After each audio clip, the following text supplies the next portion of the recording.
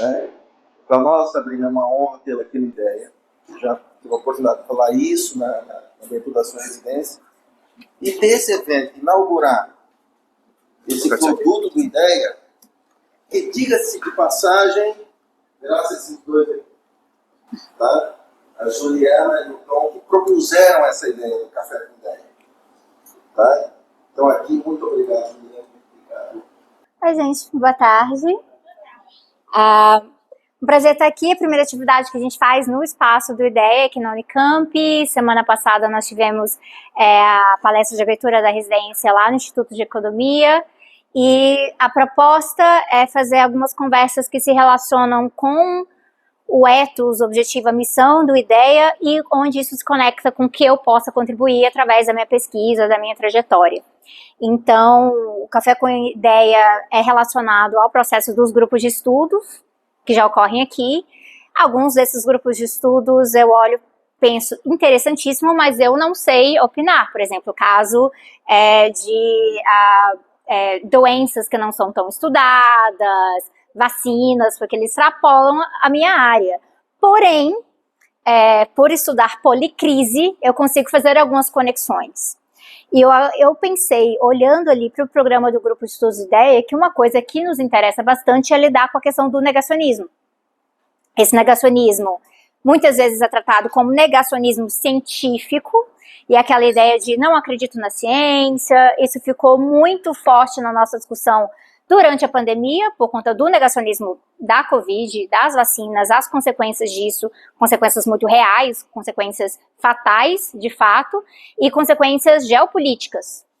E muitas vezes isso acabou sendo tratado como se fosse um negacionismo direto do que os cientistas falaram, e não uma questão um pouco mais profunda que também envolve psicologia, envolve cognição, envolve projeto político. Então, muitas vezes, quando alguém está negando a ciência, não é só porque eu acredito em alguma outra coisa idealista, esotérica, que não está atrelado a uma perspectiva de método científico rigoroso. Não, eu estou negando o que a ciência diz porque alguém que eu tenho muita confiança me disse que é outra coisa. Então, essas camadas ideológicas são importantes. E há questões aqui que fazem com que a gente entenda que não existe um binário rígido entre negacionismo de um lado, e aí você corta aqui, e do outro lado você tem estou acreditando, eu confio, e acabou. Não, a gente está lidando com um contínuo. E esse contínuo, ele vai ser muito permeado por essas disputas, que são disputas de poder, que ocorrem na sociedade. Então entra aqui um pouco da minha questão da minha pesquisa, porque como eu trabalho com crise ecológica, crise climática, mudança do clima, a gente sabe que é uma área em que já sabemos que o negacionismo opera há muito tempo. Esse negacionismo, ele não é acidental. Então uma coisa que é bom para a gente colocar em mente é que negacionismos não são espontâneos, eles brotam da sociedade porque as pessoas são desconfiadas. A desconfiança é uma ferramenta e você pode manipular a desconfiança nas pessoas se esse é o seu interesse político e geralmente é para fins antidemocráticos, autoritários, etc. Então, para a gente é muito interessante olhar quais são esses mecanismos e quais são os atores que estão alimentando esse tipo de negacionismo. É importante porque o negacionismo puro e simples, ele não é uma comunidade homogênea. Eu acho que mais recentemente a gente começou a atrelar a ideia do negacionista ao terraplanista. Nossa, uma coisa muito óbvia, que é um consenso geral, não é só um consenso científico, né? Consenso histórico, cultural, nós sabemos qual que é o formato do planeta Terra. E aí eles chegam com esse nível de negação e parece que a negação ela é sempre assim, a mais absoluta, 100%. Mas, se a gente for lidar com a negação como um produto de desconfiança, nós vamos entender que esse processo é um pouquinho mais delicado.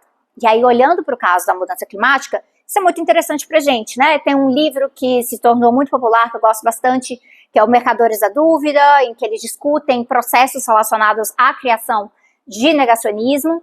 Duas indústrias interessantes para a gente olhar para isso, é o combustíveis fósseis e a outra do tabaco. Então, o que acontece ali? Não é um negacionismo puro e simples da ciência, é também uma manipulação da ciência. É uma manipulação de agendas de pesquisa, é colocar, inclusive, as nossas agendas de pesquisa num processo reativo. Toda vez que o negacionismo ele surge e ele vai ganhando massa crítica, a gente passa muito tempo tendo que defender consensos. A gente passa muito tempo tendo que defender as nossas posições, defender o método científico, e aí a gente perde tempo precioso e energia, recursos, para poder fazer outros avanços. Então, um desses objetivos da agenda negacionista não é simplesmente criar uma massa crítica que atrapalhe o consenso, é também confundir e deslocar essas energias que nós temos na nossa agenda. Do meu ponto de vista, eu entendi que então é necessário a gente avaliar, quando a gente olha para o negacionismo, onde vale a pena a gente investir a nossa energia, criar uma estratégia para isso, e onde a gente está lidando ali com alguns efeitos do sistema que essas pessoas depois elas vão acompanhar. Uma vez que a gente vai mudando a discussão, voltando para um consenso mais elaborado, elas vão acompanhando. Ou seja, não dá para ficar batendo boca o tempo inteiro com quem não está lidando com o básico ali da realidade. É melhor a gente alvejar de onde está vindo essa estratégia. E aí, no caso da indústria do tabaco e de combustíveis fósseis, isso ficou muito evidente para a gente, que não era simplesmente uma questão daquele negacionismo literal. Tem um autor que chama Stanley Cohen, e ele estuda essa questão do negacionismo de um ponto de vista praticamente cognitivo, que é muito interessante para a gente, porque ele avalia como que essas ideias colam nas pessoas. E ele fala de 3 tipos de negacionismo ali. Então, o negacionismo literal, o outro é o negacionismo interpretativo, e o terceiro seria o negacionismo implicatório. O literal é esse mais óbvio possível. Não existe mudança climática, isso que a gente está olhando aí é normal, faz parte dos ciclos da natureza, o planeta Terra sempre mudou. Ou você pode colocar alguma coisa assim, os vulcões. Você até tem alguma noção ali da realidade e fala, não tem nada a ver. Muitas vezes a gente pensa que esse é o negacionismo. E ele é o padrão, e qualquer outra coisa não é negacionismo, é só essa coisa mais esdrúxula. Esse é o menor dos nossos problemas. Esse negacionismo, ele é minoritário. Ele está ali na franja da sociedade. Ele confunde, ele está barulhento porque tem rede social hoje em dia, então todo mundo consegue fazer um barulho, confundir. É a era dos coaches, né? Essa autoridade extremamente difusa, que não tem muito embasamento. Então a gente acaba colocando muito peso nesse tipo de negacionismo. Mas o que funciona melhor é o negacionismo interpretativo e implicatório, porque ele é um negacionismo da dúvida, e é a ele que desloca muito a nossa energia, porque ele chega com uma aparência de que há uma pergunta que é genuína, que há um interesse real em desmontar narrativas, e há um interesse em denunciar manipulação. Então, quando eu estou falando de, olha só isso de pandemia, não, são os poderosos que querem que a gente fique em casa. Então, isso alimenta a teoria de conspiração, olha só, de uma maneira muito mais difusa do que aquele terraplanismo clássico. Porque não é qualquer um que quer colocar sob si a etiqueta, o rótulo de eu nego tudo. Não, essas são pessoas que estão querendo falar que elas são mais razoáveis. Então, elas vão entrar numa conspiração de uma maneira apelando, inclusive, para a sua própria autoridade. E aí, o que significa esse negacionismo interpretativo? Ele, eu diria que é um dos mais comuns. Uma das coisas que a gente vê nisso é que ele até reconhece os fatos crus. No caso da mudança climática, ela existe. No caso do tabaco, faz mal para a saúde. Mas será que faz tão mal assim? Mas será que tanta coisa causa câncer hoje em dia? Você começa a colocar com que aquela verdade, aquele fato, aquelas consequências do nosso processo de formação de conhecimento, você coloca em dúvida não exatamente a veracidade, mas o peso e a autoridade daquilo ali.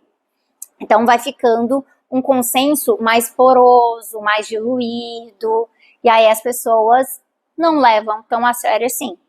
No caso da mudança climática, você vai dizer, ela até existe, mas assim, eu acho que a gente pode fazer umas coisinhas aqui e ali, vai lidando, você diminui a gravidade da coisa.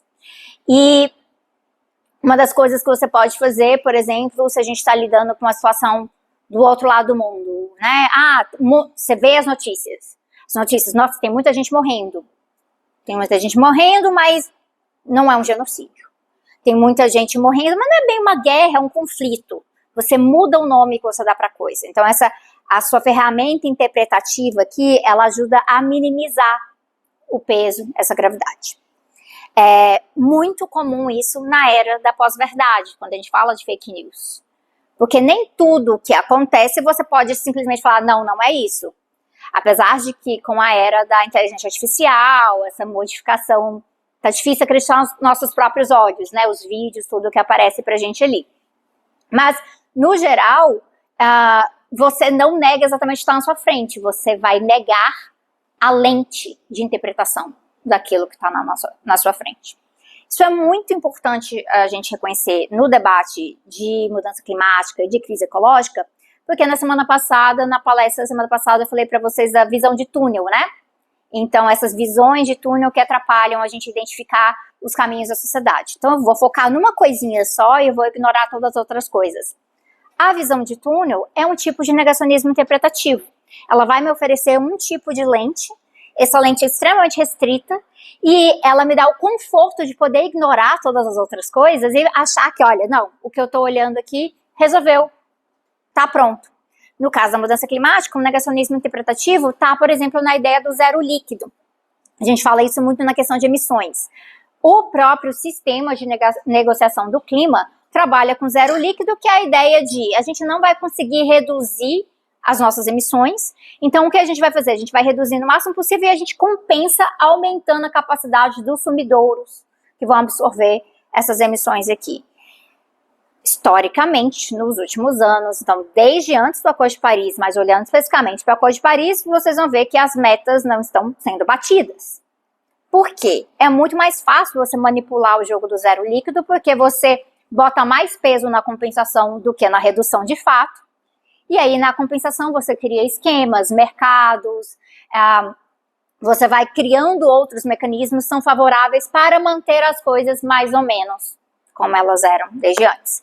Então, é um tipo de negacionismo muito comum na sociedade e muito aceito. Mas a gente tem dificuldade de chamar de negacionismo porque a gente está pensando só lá naquele outro caso lá, né, do chapéu de alumínio, da pessoa que está meio que fora da casinha nessa discussão. E aí entra o negacionismo implicatório, que ele é bem interessante pra gente, porque ele tem a ver com a agência. Sim, a mudança climática existe, mas o problema não é meu, a responsabilidade de agir não é minha. Não, os países ricos criaram esse problema, então os países pobres, vamos lavar eles que resolvam. E aí eu sempre acho bem curiosa, né? Se eles não resolveram os problemas nem para eles mesmos, eles vão resolver pra gente. Me parece uma estratégia meio fraca de ação, mas é onde mora isso. O Sterling Cohen fala que o implicatório ele é racionalizador. Então ele realmente faz você parecer que você está trabalhando com todos os fatos, é realidade, você acrescenta fatos à história.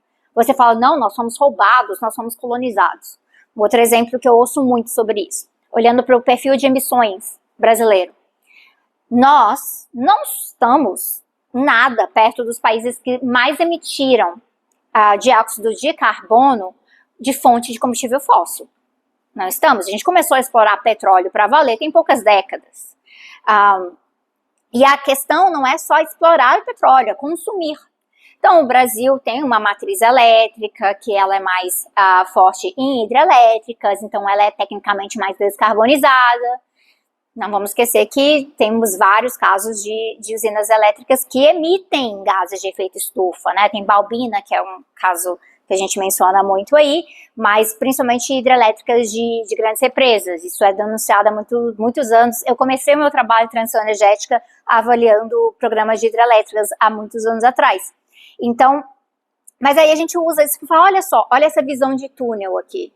O Brasil emitiu pouco por conta de combustível fóssil. Então, por que a gente teria que frear a nossa, essa ampliação da nossa exploração de petróleo, já que essa dívida não é nossa? Mas gases de efeito estufa são vários, eles vêm de fontes variadas. Nosso problema não é só combustível fóssil. A gente tem um problema muito forte chamado de desmatamento e o uso do solo. Então tem uma outra categoria lá, que, né, LULUCF, então, que é mudança no uso do solo e desmatamento.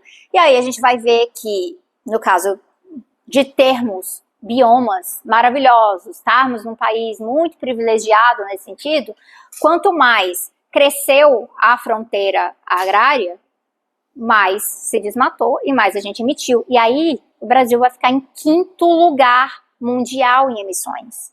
Então, se a gente soma isso tudo, todas as fontes de emissões, a gente vai encontrar que o Brasil está em 5º lugar. O outro país do sul global que está ali perto é a Indonésia. Então, lá na atmosfera não tem diferença, né? Não tem aquela coisa, não, mas assim, esse metano veio desse lugar tal, então o problema, o impacto vai ser só ali, não. Não existe esse tipo de agenciamento das nossas moléculas, das nossas emissões. Então, é meio perigoso, do ponto de vista político, argumentar uma isenção de responsabilidade, como se essa diferenciação se aplicasse lá em cima. E aí, o que a gente vai entender? Há um negacionismo imprecatório quando isso é feito. Quando é usado para justificar, falar, nós podemos aumentar a nossa fronteira e dependência de exportações de petróleo, porque a gente não depende tanto internamente no consumo. Então tá tudo bem. E aí passa uma ideia adiante de que o que realmente importa são as metas que você tem que esclarecer para a ONU todos os anos. E não os efeitos reais dessa história inteira.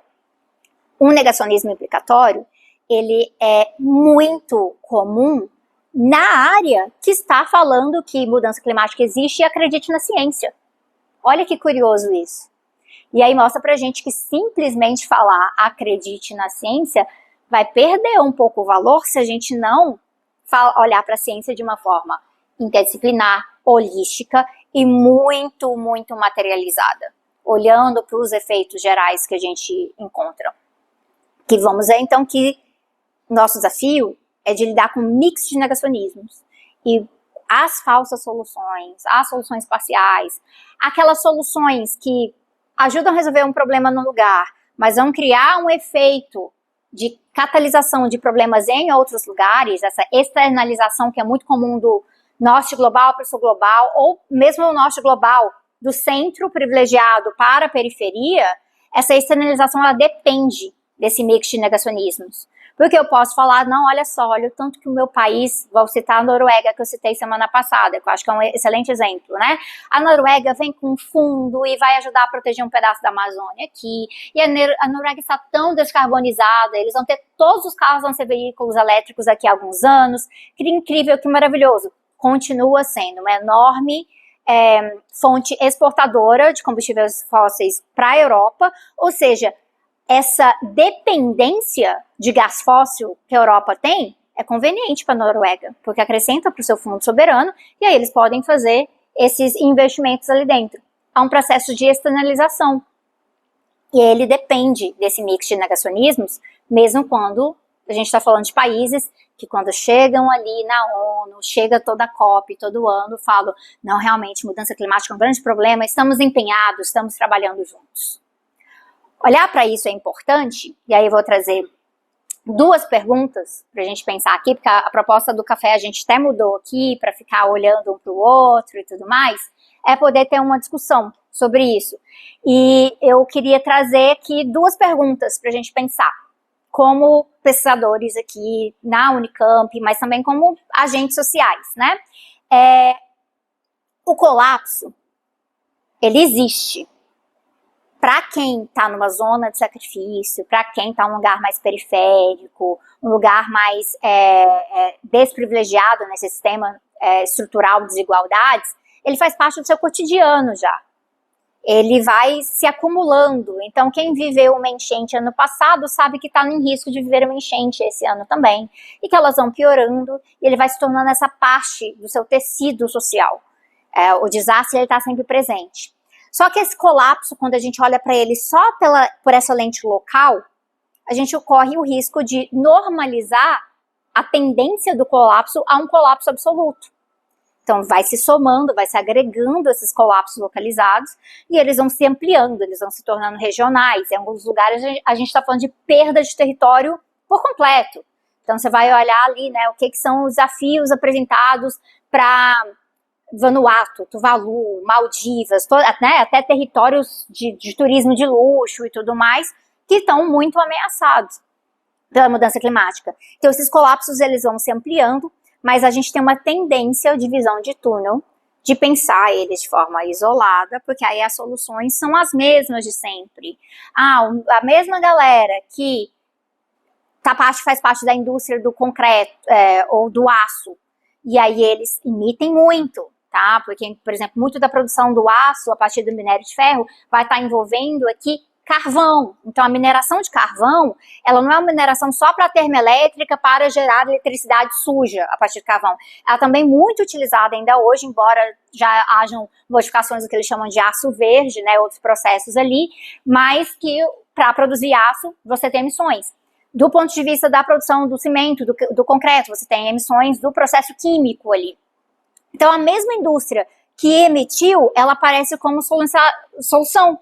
Porque agora eu vou construir uma ponte assim, a gente vai fazer uma barreira assado, porque eu estou olhando para isso de uma forma muito localizada. Então, isso apresenta um desafio para a gente no que eu chamo dessa economia colapsista. O que a gente está fazendo agora é normalizar o colapso. E normalizando o colapso, a gente normaliza também os setores que fazem gestão do colapso. Não é mais sobre evitar o colapso. Até porque quando ele aparece como um colapso absoluto no nosso imaginário, esse absoluto ele é aquela ideia, né? Pronto, acabou, não vai ter humanos depois disso. E não uma ideia de que a partir do momento que o colapso vai se tornando mais generalizado, o absoluto dele presente no nosso dia a dia é que vão morrer pessoas, vão morrer espécies, mas muitas outras vão continuar aqui. Não é um ponto final na história humana. Nem um meteoro foi assim para os dinossauros, nem um colapso climático, ecológico será assim para a espécie dominante e atual, que são os seres humanos. Então, a gente tem uma obrigação aqui em pensar as nossas perguntas estratégicas e as nossas soluções de maneira mais integrada. E isso implica não açucarar o diagnóstico. A gente trata esses diagnósticos muito a partir dos desastres, dos eventos, e não dos processos sistêmicos. Então, uma pergunta é a gente olhar um pouco para isso, como é que isso se relaciona com o lugar em que você está pesquisando, tratando os seus problemas de pesquisa aqui.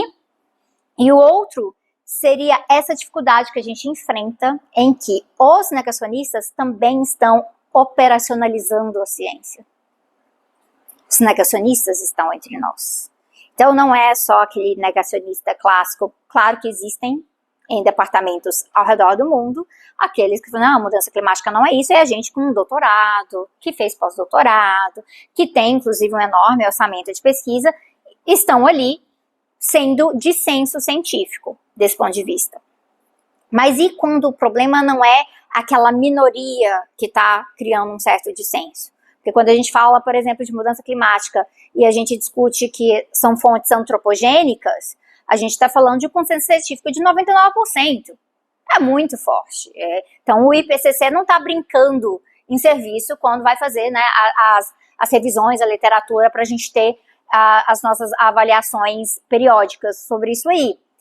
O problema está como o negacionismo interpretativo implicatório também está inserido nas universidades. Também está inserido em institutos de pesquisa. Também está sendo muito financiado por fontes públicas e privadas. Então, estão entre nós. E aí, como é que a gente lida com esses desafios que estão postos ali, porque estão distraindo as agendas, ou, por exemplo, estão criando falsas soluções, e aí a gente, em vez de estar gastando a nossa energia criando soluções reais, a gente tem que ficar lá falando por que essa solução é falsa. Então, por exemplo, na minha área, a gente está há muito tempo tentando debater os problemas do que a gente chama de capitalismo verde e colonialismo verde. Porque a gente está vendo os efeitos negativos ali, mas boa parte do tempo a gente está tendo que falar, oi gente, olha para cá, é mentirinha o que eles estão contando aqui, né? Uma das áreas agora mais complicadas que a gente tem enfrentado é com esses mitos relacionados à agricultura regenerativa. Ano passado, na COP, né, na AgriZone, estava muito forte lá, com muito respaldo de pesquisa. Aí a gente tenta ver a metodologia, não tem transparência na metodologia, então eles fazem uma atribuição de que houve mais compensação, por exemplo, no caso de pastoreio rotativo. Eles colocam que nesse pastoreio rotativo você teve uma compensação de emissões anteriores, ou com alguns tipos de cultivo mais regenerativo, tá tudo bem você ter um monte de vaca, porque você vai fixar tanto carbono no solo que isso vai compensar essas emissões de metano. Lembrando que metano é 12 vezes fica 12 anos e é muitas vezes mais potente do que o carbono. Então, assim, o metano ele fica pouco tempo na atmosfera, mas ele é muito mais potente do que o dióxido de carbono. Então, o grau de aquecimento rápido que ele pode causar é muito prejudicial. Mas aí você está normalizando que não, mas tudo bem, porque eu estou fixando carbono no solo. Só que aí qual que é a armadilha aqui? Existe um limite para a quantidade de carbono que você fixa no solo. Não é eterno. Porém, no ponto de vista da indústria, da exploração animal, da carne, quanto mais vaca colocar ali, vai ser melhor. A gente saiu de um planeta que 2021, gente, de 2021 para 2024, foram 400 milhões a mais de gado, né? Olhando só para gado bovino no planeta. Considerando que essa é mais ou menos a quantidade que é morta todo ano para a produção. Então, tá aumentando a quantidade, mas eles falam, não, mas a gente vai fixar carbono. Você tá vendo que não tem a proporção não bate? Você tem um limite para fixar o carbono no solo, supondo que a metodologia é válida, mas eles não colocam limite para a quantidade de vacas que eles vão criar dentro da indústria. Isso, gente, é operado dentro de pontos de vista que são reconhecidos como científicos, em que são pessoas que vão falar acredite na ciência. A gente tem aqui os nossos títulos, a gente tem aqui os nossos estudos, os nossos institutos. Estão entre nós. Como fazer esse debate dessas falsas soluções ou soluções parciais dentro do meio científico, de forma rigorosa, de forma respeitosa, para que a gente consiga levantar essas perguntas e aí alterar esse consenso, porque atualmente o que a gente está vendo é uma divisão. Aquela ideia daqueles que parecem ser aqueles cientistas muito radicais, porque estão o tempo inteiro falando que o mundo vai acabar, e aí isso é chamado de a fundação que criou o programa do Trump, né, que é a Heritage Foundation, chama de indústria do alarme climático. É isso que eles chamam, esses cientistas. E do outro lado estão aqueles, não, sim, existe, mas olha aqui, é muito mais racional a gente agir dessa outra forma, porque também é mais convidativo. Sim. Eu acho que, não sei se ficou claro, mas... Não, deu para entender. Qual é o seu nome? Camila, prazer. Acho que, jogar para todo mundo aqui, mas só para dar um pouquinho de um resumo. Aí que está essa importância da gente não olhar para ciência como se fosse uma ciência com C grandão e fosse uma coisa homogênea. E aí você tem essa ciência com uma grande ferramenta e todos fazemos ciência da mesma forma e ela está dentro de um sistema ocidental, colonizador, desde sempre. Quando a gente vai tratar da discussão científica, inclusive uma das grandes batalhas nossas, muitas vezes foi de falar, não, ciências sociais também ciência, os métodos estão diferentes. Até hoje, isso não está pacificado, é uma briga, né? E também um conhecimento de que outras coisas que não entram dentro daquilo que é estipulado, como seriam fatores científicos, mas também produzem conhecimento, como a literatura, como, né, a arte, né, as humanidades estão aí produzindo conhecimento o tempo inteiro, comunicando. Então é importante para a gente não colocar também uma hierarquia muito absurda. Historicamente, a gente tem casos falando, por exemplo, do ponto de vista da medicina, que é onde a gente viu isso com muita força, né, uma colonização de espécies para depois serem patenteadas, aí as comunidades não têm acesso à flora que usava para fazer os seus chás tradicionais. Mas você falar que aquele chá não faz nada, e aí, mas essa pílula aqui, porque ela foi patenteada, ela foi testada, ela passou por esse tipo de rigor, só ela detém o tipo de conhecimento. Então existe uma operacionalização histórica da ciência para fins colonizadores, para fins extrativos, para fins muito racistas, quando a gente fala de epistemicídio, né, para matar tudo isso, mas essa é uma forma que a ciência tem sido operacionalizada. Ao mesmo tempo, a gente tem o outro lado, né, que as ferramentas, elas existem, e aí elas podem ser apropriadas para serem feitas de forma responsável, justa, para inclusive agregar conhecimento. Essa boa parte do debate que a gente faz sobre democratização da universidade tem a ver com isso também. Quando a gente está trazendo pessoas de outros lugares, quando elas estão vindo com outro vocabulário, outras vivências, elas permitem que a gente tente compatibilizar. Não é sobre trazer qualquer coisa sem um tipo de rigor, mas desenvolver quais são esses outros parâmetros de rigor, por exemplo. Esse é um debate sobre, vamos tentar descolonizar o debate científico, olhar por esse outro ponto de vista, que eu acho que é interessante. Mas aí tem uma pergunta para a gente pensar sobre isso. Essa operacionalização muito colonial da ciência, nem sempre eu diria que era a mesma coisa que o capital ou o colonizador fazendo um negacionismo dentro daquilo ali. Era muitas vezes também o uso de algo que batia cientificamente, mas para oprimir. Porque é você utilizar ali como ferramenta científica. Isso acabou criando durante muitos anos uma ideia de que há uma grande neutralidade. Eu vi muito isso, assim, discussões relacionadas à mudança climática no primeiro mandato do Trump. E aí você, tipo assim, vinha a Greta e falava, acredite na ciência. Eu falava, não me diz muita coisa isso. O acredite na ciência não diz muita coisa. Que ciência, com que propósito, como é que ela está sendo trabalhada, com que pessoas. Então, a gente agregar esses qualificadores, eu acho que é muito importante pra gente. Porque você pode olhar para o mesmo objeto científico de maneiras completamente diferentes e ainda falar que eu estou seguindo um método científico. A sua escolha de variáveis diz isso, a sua escolha das suas perguntas diz isso. Então, olhar para o propósito, olhar para a intenção é muito importante. E aí, de um ponto de vista, eu diria que é extremamente necessário fazer algo que é quase que um tabu. Quando a gente fala, temos que politizar a ciência. Não. Aí ela perde a neutralidade. Aí essa é a nossa discussão. Neutralidade ou imparcialidade? São coisas diferentes. O que a gente faz pode ter lado, eu acredito que tem que ter lado, porque eu acredito no propósito que nós interpretamos a realidade para transformar a realidade. Mas aí do ponto de vista da imparcialidade, aí a gente está entrando no método. O método não pode ser parcial. Eu não posso estar tentando chegar à conclusão porque é a conclusão que eu predeterminei. Então, diferenciar a questão do neutro do imparcial, acho que é uma forma da gente colocar essa categoria aqui. Tem um ponto interessante sobre isso, aí eu queria ouvir de todo mundo aqui. A gente está enfrentando uma batalha curiosa hoje em dia. Então, pensando agora no meu chapéu um pouco mais de comunicadora, divulgação científica e tudo mais, tem um capítulo do meu segundo livro em que eu falo sobre Tudo é Político.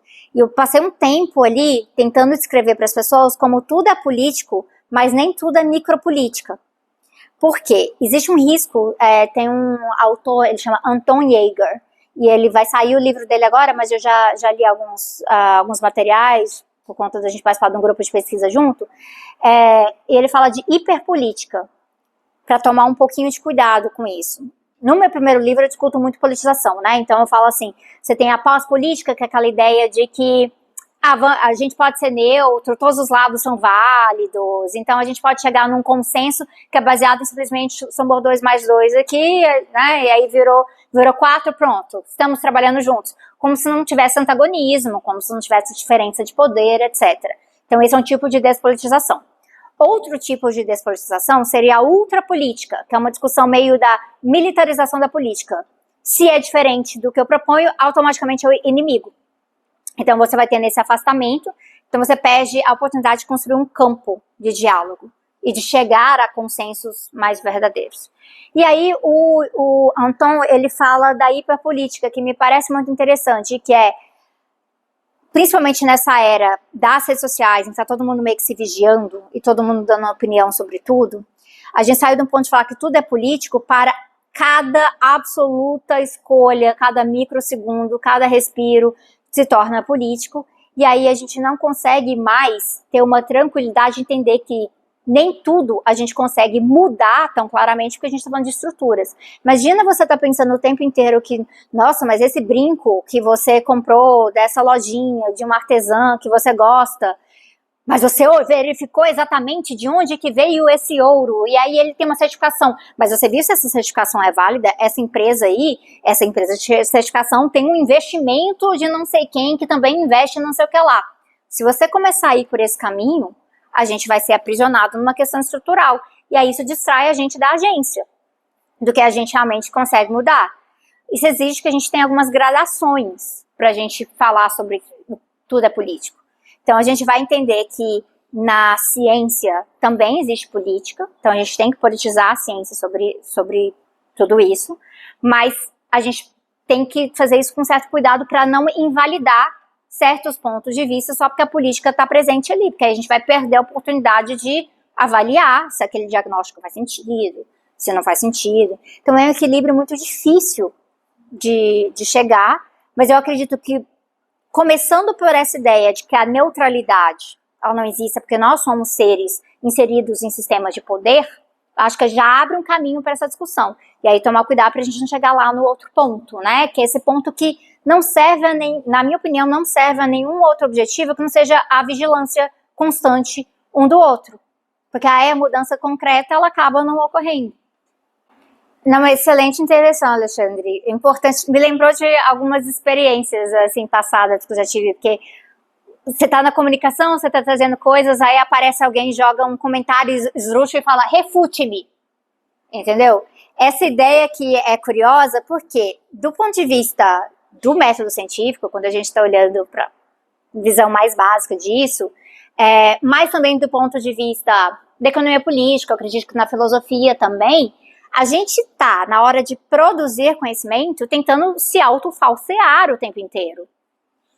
Que seria muito mais interessante. Se a gente quer trazer um argumento que é mais sólido, que ele vai ser mais aplicável, que ele vai ser duradouro. Quem que quer, por exemplo, criar um conceito que em um ano já está irrelevante?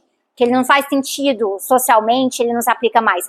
A gente quer criar concepções para entender a realidade ou para resolver um problema, seja ali no laboratório, ou seja ali pensando numa proposta política, que tenham duração e que sejam replicáveis. Então, do ponto de vista das exatas, num contexto talvez de laboratório, você vai tentar se falsear de um aspecto específico, você faz assim, olha, esse aqui é o estudo, agora vamos ver quem vai replicar, vamos mudar isso aqui, vamos ver se bate. Ah, mas a mesma amostragem deu um resultado diferente com esse outro método. Isso faz parte de como a gente trabalha, fora da universidade quase ninguém sabe que é feito assim. Então isso cria uma coisa na teoria da conspiração que eu acho que é interessante, que coisas que viraram consensos porque sobreviveram a muitas tentativas de refutabilidade. Sobreviveram a tentativas próprias, inclusive. Preciso errar para aprender melhor. O erro faz parte.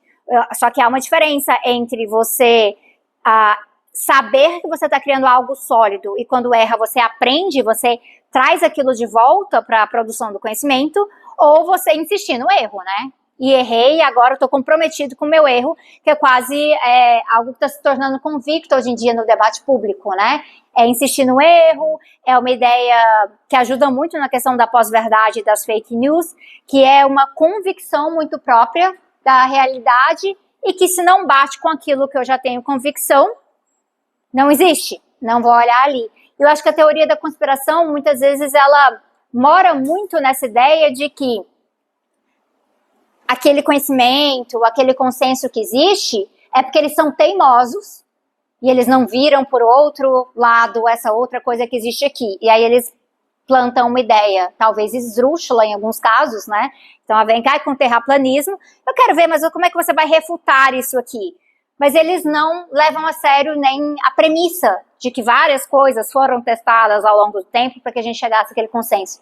Então, diria que acho que é interessante a gente pensar o ponto de vista que muitas vezes a torre de mármore da produção de conhecimento, né, a elitização do conhecimento, do debate, talvez tenha como tenha parido sem querer é um espaço muito fértil para essas teorias da conspiração, porque eles não estão vivendo o debate da forma que ele é feito nesses lugares, né? Ou acham que o debate tem que ser feito somente nos termos deles. Eu já vi muito isso, assim. Vocês estão acompanhando hoje em dia, virou meio que modinha, eu não gosto. Porque eu acho que realmente prejudica muito, tal, tipo, um fulano contra 20 ciclanos. É uma coisa, ai, sorte sua, Raluca. Oi? Muitos canais, né? Tá muito comum. Respeito, conheço pessoas que já foram em alguns desses espaços e tal, mas uma dificuldade que eu tenho em alguns deles é porque você vai colocar 1 contra 20, 1 contra 30, e a pessoa senta aqui no meio, aí tem uma roda que nem a nossa aqui, e aí vamos... Ai, agora tem que lembrar sei lá, como se fosse um terraplanista contra 20 cientistas que vão falar que não, que sim, a Terra é redonda, né? Você já parte de uma ideia de que os dois pontos de vista são meio que equilibrados, né? Você faz uma validação daquilo ali, e aí você vai ter os outros todos tendo que explicar num tempo muito curto algo que para você desfazer aquela teoria da conspiração, você não desfaz com 30 argumentos de 30 pessoas diferentes. Mas você equilibrou. E é uma dificuldade, assim, um pouco de... Eu tenho uma apreensão com esse tipo de formato, porque ele realmente esquece que você precisa de uma base antes, de um certo nível de questionamento que não é feito naquele espaço ali, porque ele é uma refutação direta, né? Então, já vi, assim, sei lá, um Red Pill contra 30 feministas. Eu fico, meu Deus, mas que pavor de eu estar na frente de um cara altamente misógino, que está defendendo coisas grotescas, transfóbicas e tudo mais, né? Então, assim, por que eu equilibraria esse ponto de vista, né? Então, há uma dificuldade que eu acho que algumas teorias da conspiração, alguns tipos de negacionismo, estão ganhando força, talvez, porque nós estamos sendo desafiados, né, sobre essa coisa da refutabilidade, e a gente está aceitando que a refutabilidade tem que existir nos termos de lá, em vez de trazer para os termos de cá. Faz sentido? Um pouco essa... Eu gostei muito desse ponto de vista, porque eu vejo um pouco isso na comunicação, né? Já chega aí, só para puxar um ponto. Eu acho que esse é o grande problema da externalização, né? Então, a gente já tem uma estrutura global que a gente externaliza problemas. Tem eu não vou lembrar qual que é, tem um livro do Zygmunt Bauman, que no começo do livro ele está contando uma história como se fosse, assim, do presidente da Ford, assim, de uma empresa automobilística. E eles falando assim, porque tem que ter um modelo novo de carro todo ano, porque é muito importante, as pessoas precisam trocar de carro. E alguém vai lá e pergunta para ele, tá, mas aí o que faz com os carros usados, os velhos? Isso é problema de outra pessoa. Muito conveniente que seja um problema de outra pessoa. Vai parar em algum momento problema de outros países, outros territórios. Mas muitas vezes, na nossa produção de conhecimento, a gente também chega no ponto, aqui chegou na minha barreira do que eu conheço, da minha disciplina, da minha área, essa aqui, outra pessoa vai lidar com esse problema. Eu acho que o grande desafio da policrise, que coloca pra gente, por isso, com a perspectiva interdisciplinar, e algumas que eu diria até transdisciplinares, né? Tipo, a mudança climática não é só de você ter várias disciplinas trabalhando juntos. Em alguns momentos tem que transcender, tem que criar uma coisa nova, uma forma diferente de fazer essas perguntas, porque a gente acaba sendo desafiado a parar de externalizar. Vamos tentar começar coisas mais do começo ao fim. E um pouquinho adiante nessa pergunta. E um pouquinho adiante nesse resultado aqui. Olhar aqui, olhar os positivos e os negativos. Não vamos parar e falar, alguém lá depois lida com o negativo. Vamos olhar isso aqui de uma forma mais completa, né? Então, acho que isso é muito valioso.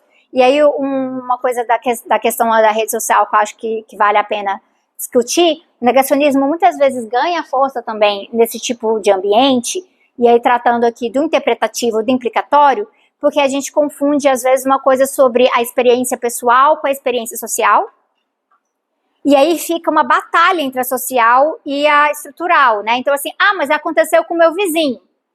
Então se aconteceu com o meu vizinho, então automaticamente é verdade. E aí o outro fala assim, não, mas O seu vizinho não conta a história inteira, a realidade é essa outra aqui. Mas também a gente não pode excluir que o que aconteceu com o vizinho aconteceu. A gente tem que colocar essas duas coisas para conversarem, né? A Bell Hooks tem essa discussão ali quando ela está falando de feminismo, né? Ela fala das margens ao centro, é um livro que eu gosto muito dela, e ela fala, olha, essa necessidade de ser multiescalar é muito necessário, né? É o micro e o macro, não é um ou o outro aqui.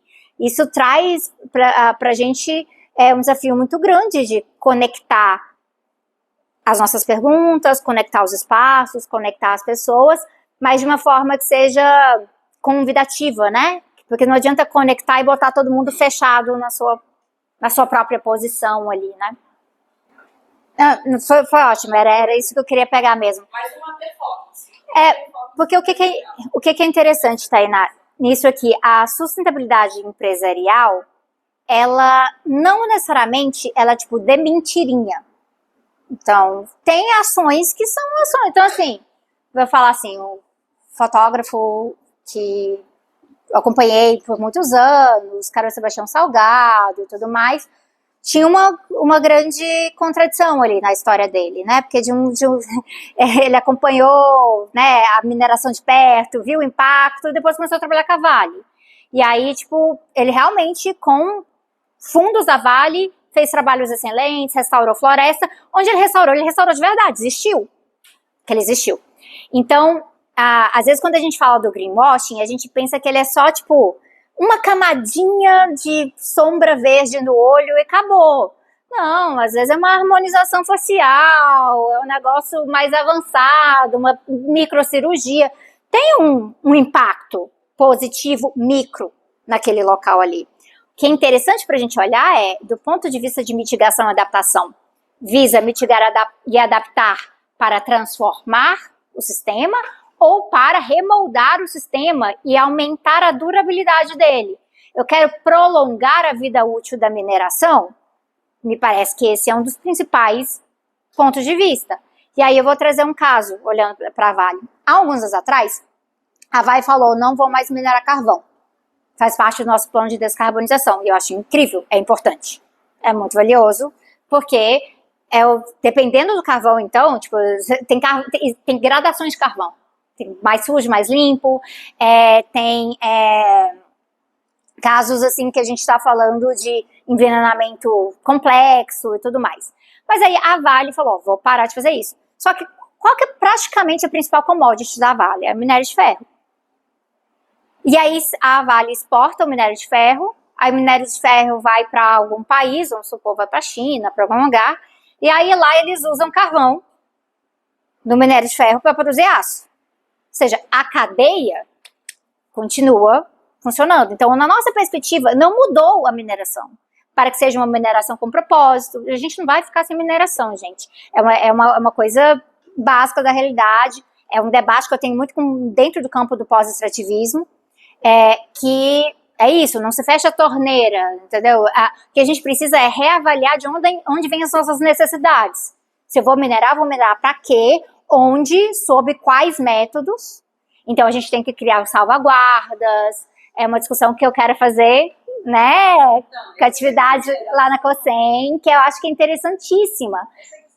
Puxando isso, eu acho muito interessante. Eu escrevi um artigo muitos anos atrás, era assim, carros elétricos não vão nos salvar. Ele foi até traduzido para o português e tudo mais. Aí a pessoa falou, Sabrina, você é contra carro elétrico? Não foi isso que eu falei. Não foi isso que eu falei. Eu falei que a gente está colocando um peso numa coisa sem avaliar se os seus impactos, os seus benefícios funcionam dentro do sistema fechado que é o planeta Terra. Então, os recursos são finitos. Então, a eletrificação dos veículos é muito importante, mas onde a gente tira melhor proveito desse recurso? É quando a gente coloca para bateria de ônibus, é quando a gente coloca em trem elétrico, ou é para eletrificar caminhão, entendeu? E que vai continuar matando gente nas estradas, todas essas outras coisas, que é para carregar grão e minério.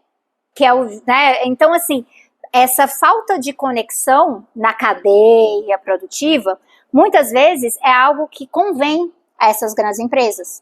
Porque aí ela pode falar que eu estou fazendo um negócio muito sustentável aqui, porque eu escolhi um ponto de ação aquele ponto vira uma grande propaganda, uma campanha e tudo mais, a gente vai a ponto ver o dedo e fala, tá vendo, isso é só greenwashing, mas não é só greenwashing.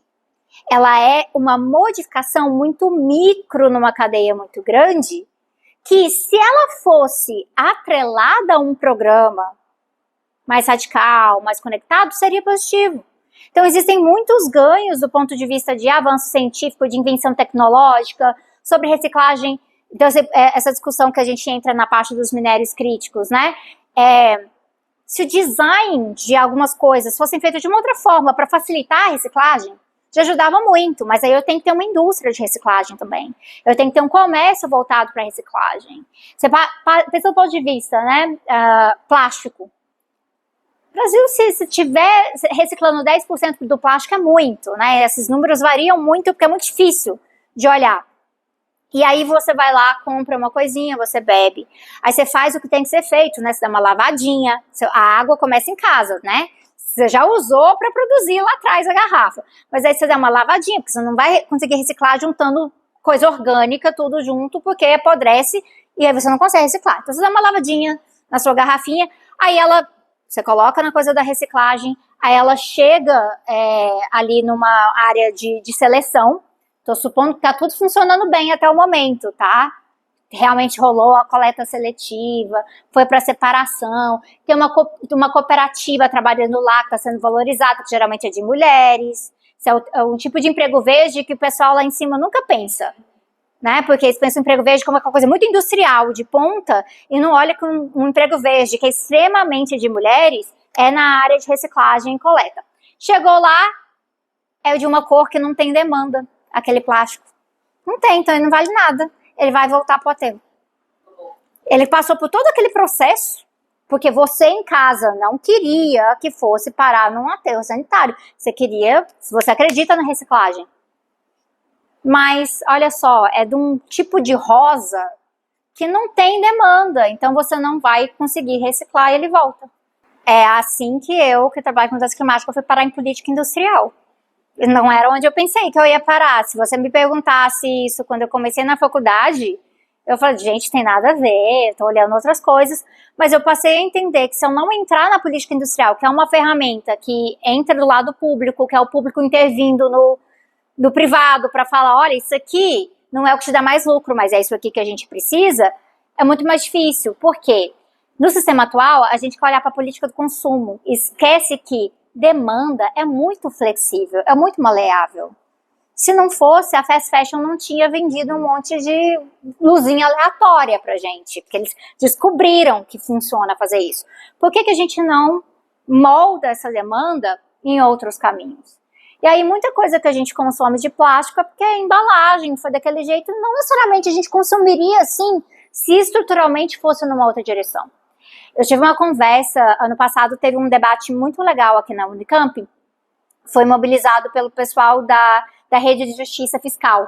E aí eu vim para dar a palestra de encerramento, consegui me organizar, fiquei os 2 dias participando, assim, muito aprendizado. E uma pessoa que também participou dessa atividade foi o André Zaraus, que ele foi do governo do Rafael Correa, lá no Equador. E eu diria que eu e o Andrés, a gente tem posições bem diferentes sobre coisas de petróleo, de mineração e tudo mais. A gente tem um diálogo muito legal, que é algo que os negacionistas acham que não existem, né? Que o nosso consenso não tem espaço para diferença. Lógico que tem. Se não fosse debate, como é que a gente vai transformar as coisas? E aí eu tava voltando para São Paulo com ele, então a gente teve tipo 2 horas trocando ideia, e ele tava falando da experiência dele no Equador, que uma coisa que eles conseguiram mudar coisas foi mudando padronização. Tipo, padrão do Inmetro, ISO, esse tipo de coisa. Porque é uma ferramenta muito fácil do ponto de vista de planejamento do Estado, que você não precisa de um novo projeto de lei, enfrentar um congresso destrutivo, não sei o que lá, porque você está simplesmente alterando, tipo, essa quantidade de mercúrio não pode mais, baseado nesses estudos. Nota técnica. Nota técnica pode ajudar com muita coisa e muitas vezes passa batido, porque a gente não está olhando. E é um ponto que a gente pode atuar. Com certeza, o papel da assessoria na universidade para essas notas técnicas.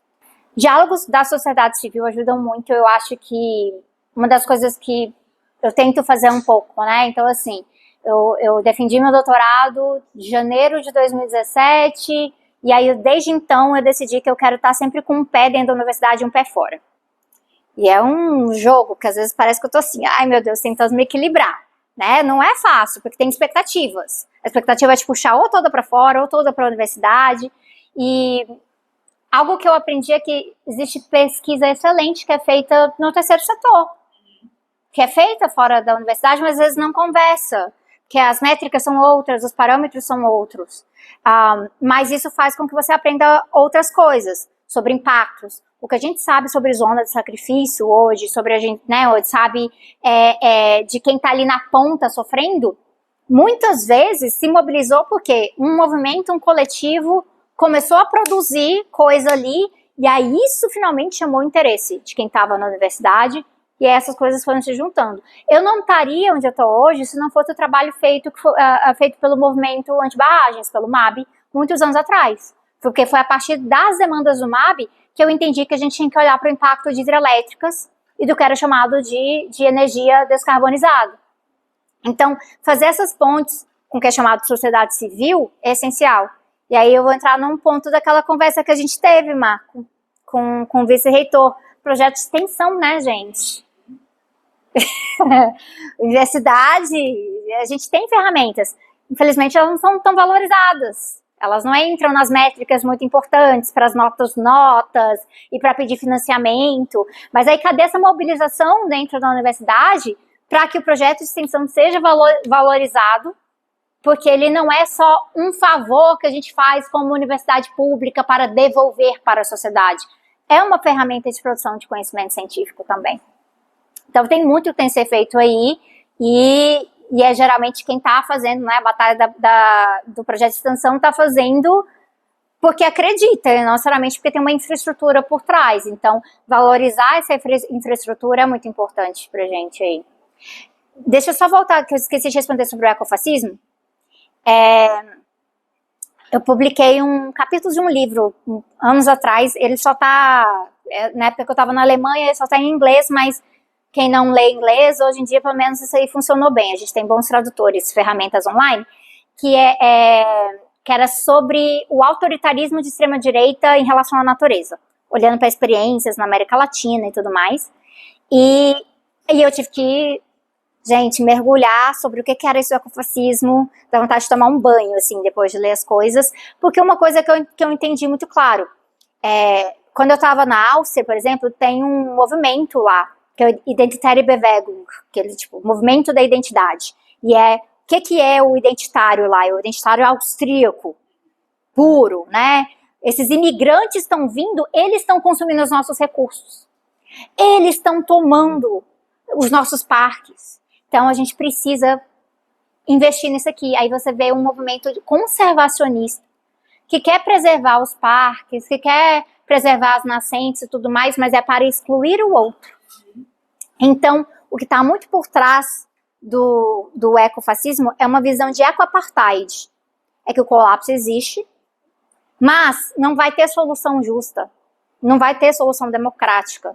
Então, a gente tem que garantir as soluções para o meu pequeno grupo. E é onde rola muita apropriação, eles se apropriam, inclusive, de identidade indígena, né, o mesmo tipo de discussão para poder favorecer os seus projetos. Então, é um caminho para dar uma olhada. Isso é um ótimo ponto, Daniel, porque é aí que tá, né? Quanto mais literal o negacionismo, mais ele tá no campo do viés da confirmação, e o método não importa, nada importa. Ele tá preso ali dentro da sua bolha, ali que ele quer ficar, né? Então, isso ocorre em vários eixos na sociedade. Onde tá um lugar estratégico pra gente não é em bater de frente com a galera do viés da confirmação, é entrar onde está a dúvida. Porque as pessoas que estão em dúvida, elas estão olhando para várias coisas diferentes. Então, olhando do ponto de vista, por exemplo, no grupo de estudos aqui no IDEA, que está tratando da questão da vacinação, né? Esse levante que surgiu dos últimos anos, Brasil, que é um país que a gente amava a vacinação, agora tem um monte de gente que não está vacinando mais e tudo mais. Então, assim, essa é uma pergunta concreta, porque aí o que adianta a gente investir no Butantan, Fiocruz, vamos fazer uma vacina nova e as pessoas não querem vacinar. né? Ou ter que ficar investindo tanto em campanha, dinheiro público em campanha para as pessoas vacinarem, quando, se fosse consenso, elas iriam simplesmente saber que teve a data para ir vacinar, né? E aí que tá, é a gente avaliar onde é que tá essa questão da dúvida. Porque se semeia a dúvida e a gente deixa um vácuo lá, pouco a pouco eles vão caminhando para o viés da confirmação de novo. Então tem que não deixar este vácuo. E não deixar este vácuo não significa ficar só rebatendo o campo de lá. Por isso que eu acho que esse binário aqui, né, do 1 versus 20, talvez não funcione bem. Aí eu vou dar um exemplo do meu trabalho. Alguns anos atrás, tem 10 anos que eu sou vegana, né? E aí eu cheguei nesse ponto de vista olhando primeiro questão básica, matemática, né? Uma questão de recursos. Tipo, não é água. O uso ineficiente de água para produzir 1 quilo de carne. Então, solo, todos os recursos, energia, é extremamente ineficiente. Cheguei do ponto de vista da mudança climática, fiquei pelo antiespecismo, né? Pela minha compaixão com os animais. E aí, no ponto de vista, eu entendi que o vegano missionário, que fala, não estava funcionando. Por quê? Porque a gente tem hábitos, a gente tem cultura, a gente tem várias questões afetivas, tantas outras coisas influenciam, né? Então, o caminho para uma pessoa entender que pelo menos deveria reduzir o seu consumo de produtos animais, ele não vai ser o mesmo para todo mundo. E o viés de confirmação é muito forte porque ele vai pelo estômago, né, gente? Ele pesa muito nesse sentido. E aí eu entendi que, do ponto de vista da soberania alimentar, a gente ganha muito mais. E aí tem uma amiga minha que trabalha nessa área do antiespecismo há muitos anos, a Sandra Guimarães, ela sempre falava, tá vendo? O problema é que a gente chega nas pessoas falando pelo que elas perdem, não que elas ganham. E aí eu parei a pensar, olha, tanto que meu prato é mais bonito, eu como mais coisas, tem mais espaço no meu estômago para comer outras coisas, descobri outras receitas. Então, existem formas da gente trabalhar nessa comunicação com as pessoas que nem sempre é pela derrota. E isso acontece muito com mudança climática, que a gente fala que a transição é o que você vai perder. E eu descobri que a melhor maneira de trabalhar com as pessoas é a transição é o que você vai ganhar com ela. Com a transição eu quero ganhar cidades são mais caminháveis, que o ar é mais puro, que o espaço público é seguro, em que eu não tenho medo de morrer atropelada por conta de carro, e que o transporte público ele é gratuito, ele é 24 horas. Tantas coisas que a gente pode oferecer para as pessoas, mas a gente fica falando, né, assim, não, mas aí agora você não vai poder ter 5 televisões em casa mais. Não, mas agora você vai ter, tipo, festival gratuito. Você não vai querer ficar isolado dentro de casa. Então, eu acho que onde está a dúvida, a gente pode chegar, em vez de falar que agora você não pode comer doce o dia inteiro, e falar que quando você for comer doce, ele vai ser o doce, mas ele ser o de todos. Então, encontrar esse equilíbrio aqui, eu acho que é interessante pra gente. E, realmente, a energia gasta, né, com aquele lado totalmente absoluto, faz com que a gente não ponha energia de onde está a dúvida. Então, a gente fica... Olha que curioso, né? É um triângulo aqui, né? É um triângulo vicioso, que a gente vai chamar. Eu tenho 3 pontos, né? Tem o pessoal do negacionismo literal absoluto. Eles estão meio que comendo o cérebro da galera que está com dúvida. E em vez da gente falar com essa galera aqui para cortar essa relação, a gente fica com o pessoal aqui da dúvida. Então, assim, não está funcionando e aí mais gente vai migrar para o lado de lá, né? Eu trabalho essas linhas de pensamento que a gente desenvolve. A gente fala de soberania alimentar, soberania energética, tem soberania digital, né? Então, existe uma área da discussão da soberania digital. E aí eu vou trazer, inclusive, um incômodo que eu tenho. Virou uma coisa muito normal falar assim, a IA bebe tantas garrafas de água. Eu não sei se é a imagem que mais ajuda a entender como que funciona a questão energética, da refrigeração e das outorgas hídricas que são dadas para os centros de dados. E que os centros de dados não são só de IA, mas que a velocidade de demandas da IA, a quantidade de demandas para você ter um query ali da IA, aumenta a necessidade de expandir a capacidade de centros de dados. Então, tem uma narrativa que a gente tem que construir aqui para que as pessoas entendam o que é o impacto, que eu acho que está sendo mal feita no momento, e ela está gerando meio que um debate que fica todo mundo, eu acho engraçado, fica todo mundo no Instagram o dia inteiro falando que a IA bebe tantas garrafas de água, mas está todo mundo no Instagram o dia inteiro. Vocês estão vendo? É meio curioso. E aí, a utilidade é uma pergunta que eu acho que interessa um pouco mais, né? E olhar assim, que IA é essa? Está usada para que propósito? Está sendo desenvolvida como?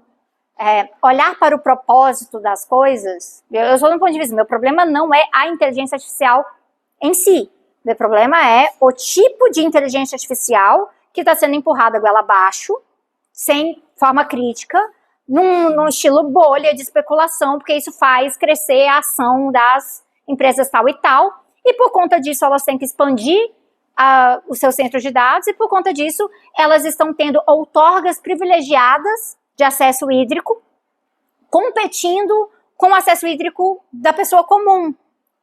Que aí muitas vezes o pessoal está muito preocupado com a água que é utilizada pelo centro de dados e não está preocupado com a água que é utilizada pela irrigação da monocultura de soja ou, por exemplo, da cana-de-açúcar, que é tão normalizada no Brasil, que aí a gente fala, o etanol, mas a cana-de-açúcar tem uma demanda hídrica altíssima. Aí vai lá e planta no cerrado, no meu bioma, quando, né, em época de seca, porque você não pode deixar de ter o ano inteiro. Aí você esquece, então agora você está colocando água dentro do seu carro também. Aí a gente vai voltar muito para esse ponto da água, viu? Então, as coisas estão sendo colocadas tudo na mesma categoria. E aí tem que pensar, olha, a discussão de que a IA está bebendo muita água é porque normalizou-se um sistema específico de refrigeração e eles estão competindo com a outorga da cidade. Aí a gente está brigando por conta disso. Mas nossa preocupação é água, tem que olhar para a cadeia geral. Que o agronegócio está tirando água direto do rio, também influencia. Não teve, né, uma disputa em Correntina, na Bahia, que o povo foi lá porque eles estavam tirando direto do roncador e não estava tendo água para a população, eles foram lá e destruíram a questão inteira. Então, a importância de olhar para a sociedade nisso aqui. E aí a gente vai ver que aí, olhando para isso, estão pensando como colocar centros de dados debaixo d'água. Aí a gente vai colocar no oceano, porque aí diminui a demanda de refrigeração. Aí o pessoal da oceanologia que está assim, tá vendo? Mas aí, e os ecossistemas que estão ali? O que vai ser interrompido?